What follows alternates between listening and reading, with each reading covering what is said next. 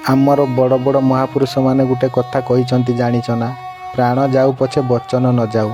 ରାମାୟଣରେ ରାଜା ଦଶରଥ ମାତା କୌକେୟୀକୁ ନିଜ ବଚନ ରକ୍ଷା କରିବା ପାଇଁ ନା ସବୁଠାରୁ ପ୍ରିୟ ପୁତ୍ର ରାମକୁ ବନବାସ ପଠାଇ ଦେଇଥିଲେ।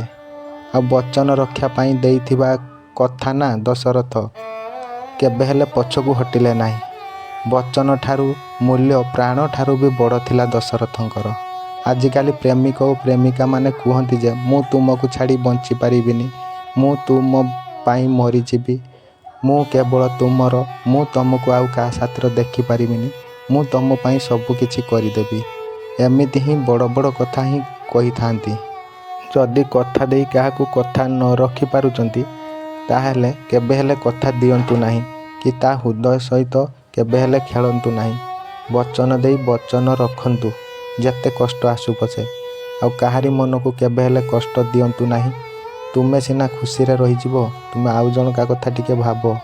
ସିଏ ଏଇ ଲୋକଟା ତୁମକୁ ବିଶ୍ୱାସ ଭରସା ଯେଉଁ କରିଥିବ, ସେ ପ୍ରତିଟି ମୁହୂର୍ତ୍ତରେ ଜୀବନ ସାରା କଷ୍ଟ ପାଇ ପାଇ ବଞ୍ଚିବ। କାହାକି ସିନା କହିବନି, ପ୍ରତିଟି ମୁହୂର୍ତ୍ତରେ ମରି ମରି ସିଏ ବଞ୍ଚିବ। ସେଥିପାଇଁ କଥା ଦେବା ପୂର୍ବରୁ ଥରୁଟିଏ ଭାବନ୍ତୁ।